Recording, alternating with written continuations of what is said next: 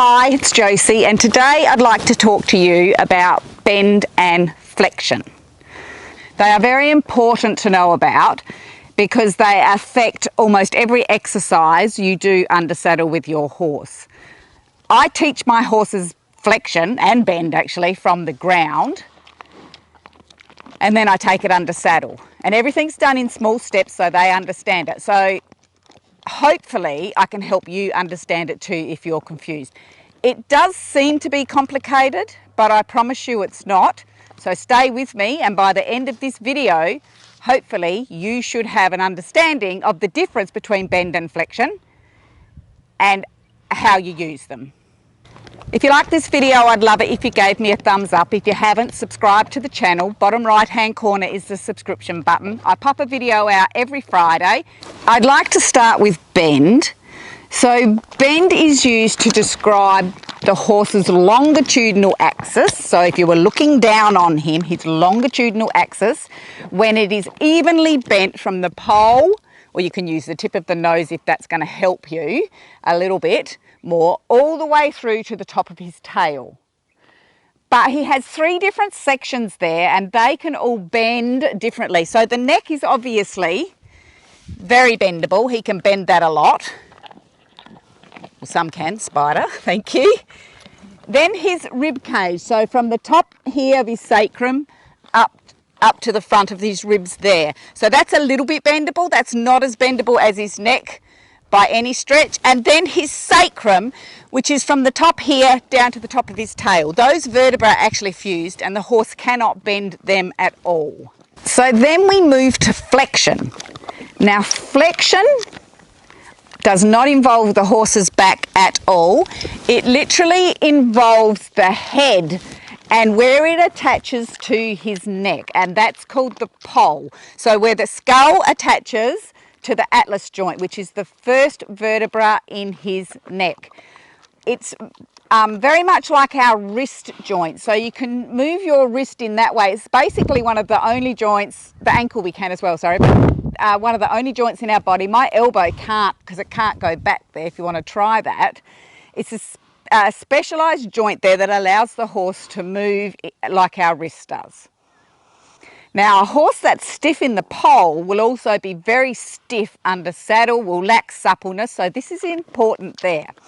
So flexion is only involving the horse's head with a straight neck, and I teach them this from the ground. Good boy. So I will, I can't do it from in front because I don't do it that way. Sorry, do you want to just come up here, Spider? Actually, I'll turn him face on. Stop. So flexion means that he turns his head only either to the inside, he's just not listening, yep, there, that's flexion to the left, and flexion to the right, and flexion to the left, and flexion to the right. Now, if you want to go back, oh, actually, I'll try and do it again. When that joint is nice and supple, the horse's nuchal ligament, so it's a ligament that runs from the poll all the way over the back of the horse to the tail, that is nice and loose and can flick the horse's crest over. Spider has quite a crest, so hopefully you can see it.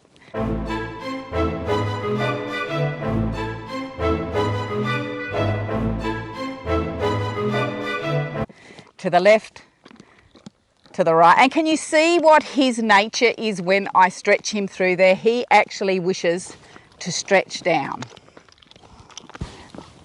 People often say, and me included sometimes, bend when they actually mean flexion, but I would like to just point out to you that you can have flexion, so the horse can stand perfectly straight through his body and he can flex, but you can't have bend without flexion.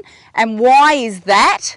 Because if you think about the definition of bend, it is when the horse is evenly bent along his longitudinal axis. So if he had a straight head on a bent neck, he's not bent because he's got a tiny straight bit and then a curve. So he needs to be bent all the way. So you can have flexion without bend, but you can't have bend without flexion. So let's go through the aids. To get flexion, your inside rein just asks the horse to tip his head in, not to bend his neck. So the job of your outside rein is to keep the neck straight. In the beginning, sometimes you sort of, I know with my really green horses, they need their neck bent a bit and then all of a sudden they give in the pole, and you feel it because they give. They're not hard against the bit. But the aim is to keep your neck reasonably straight. Just move over here, Spider, so that you can get some flexion. Now he's already flexing left, so I'm going to flex him right. So I don't use my outside rein unless he goes to bend his neck too far. All I'm going to do is squeeze my inside rein and ask him to give through the pole. And the outside rein will stop if he tries to overbend. And if he went to move his right hind, I'd close my right leg, or if he went to move his right front, I'd close my right knee, and vice versa if he went to move the left side. So I'll ask him to flex to the right. So my hand goes squeeze, and if he doesn't flex, then I sort of twist my little finger a little bit towards his wither, and that puts a bit more pressure on without pulling, because you definitely don't want to pull as such. So flexing, he's looking at the sheep. Flexing to the left, his neck's bent and he's distracted because there are sheep over there, which the farmer put out the other day, and my horses are all beside themselves. Flexed left, flexed right, flexed left, flexed right. So incorrect flexion, you should just see the corner of the horse's eye and the corner of his nostril.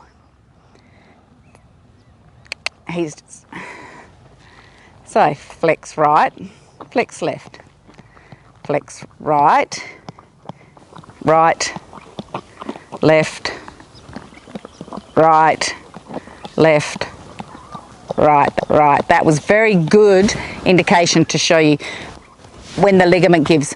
But don't expect that in the beginning. If you're lucky, you may get it. But if you don't, please don't think you're doing anything wrong. Horses can be quite stiff through that joint and need a little bit of work. Flexion and bend.